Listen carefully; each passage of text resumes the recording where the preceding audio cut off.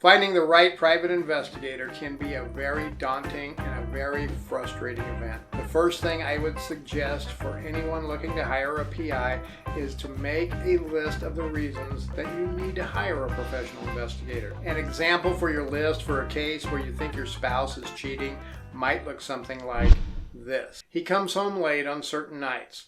When he comes home on these nights, he seems distant and disinterested. He always says he was with friends or coworkers, but he never says their names. He gets texts late at night. He keeps his phone away from me. The kids say there is a lady who stops by sometimes when I'm at work. If you're a business person and you think your business partner may be embezzling money or running a competing business on the side, the list might look something like this. She suddenly has new expensive things like a new car and fancy jewelry. She meets with a lot of clients, but sales have drastically decreased. She comes into the office late most days and leaves early most days. Your list needs to have some details like these examples so you can give that to the prospective PI so they can thoroughly evaluate the case. You should also add to your list some ideas of what the investigation may be able to do to help you. For instance, in a cheating spouse or a child custody case, surveillance is often prudent, as well open source intelligence or OSINT investigations might be appropriate. For a business fraud case, surveillance may also be relevant, as well OSINT and a comprehensive background for all those involved. Now you need to find that perfect professional private investigator.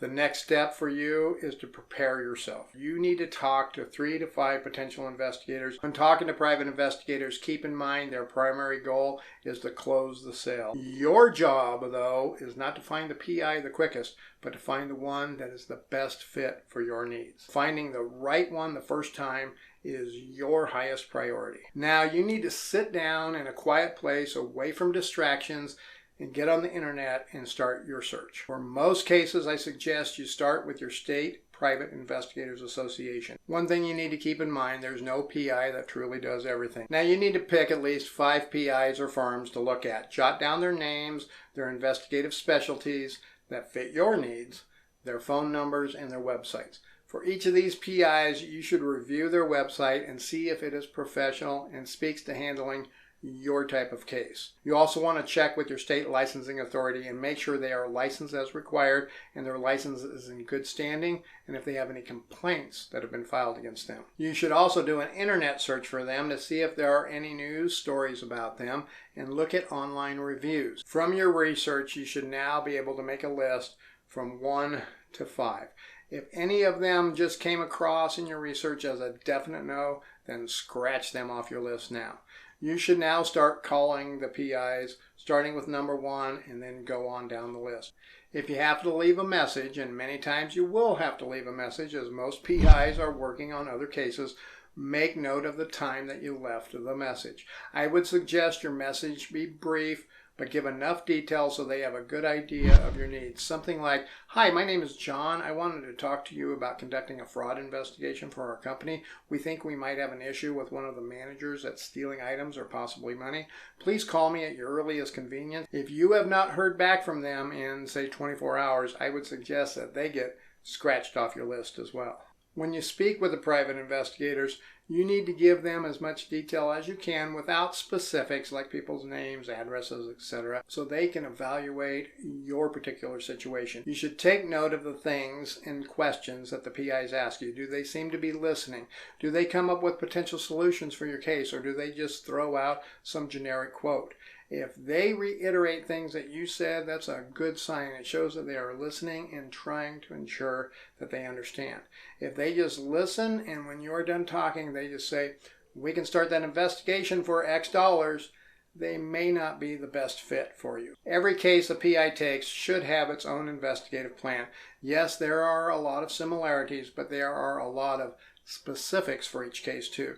Too many times I see PIs that just give a starting price. "We can start that case for $1,000. What they often really mean is they will get that initial retainer fee, then build a case plan using that retainer fee just to cover their time building the plan, do a little snooping around, and then they keep coming back for more money time and time again.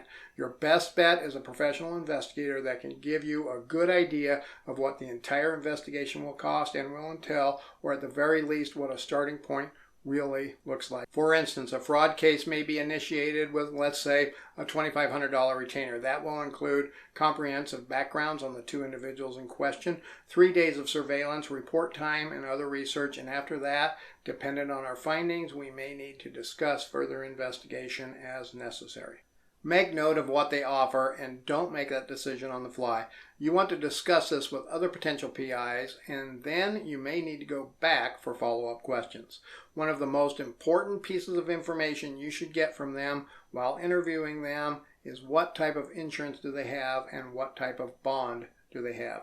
They need to have, I would say, $1 million or more of liability and errors and omissions insurance to cover any mishaps that might occur during the investigation, and a bond in the amount that covers your retainer.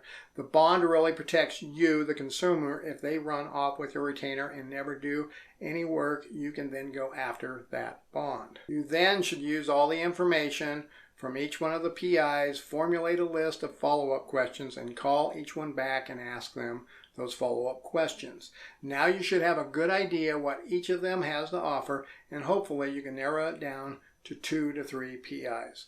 Your final decision may be based on experience, price, gut feel, or even a combination of a lot of things that you've considered. If you have vetted them out well, you should be able to enter into an agreement with them with a fair amount of confidence. You have now decided on the PI to use. You should enter into a contract with them. If they do not offer contracts, I would be very leery about doing business with them. This is standard practice for most legal businesses. In fact, licensing requirements for PIs in most states require a contract. You should also ask to get a copy of their insurance certificate, not the entire policy, the certificate, and their bond along with the contract.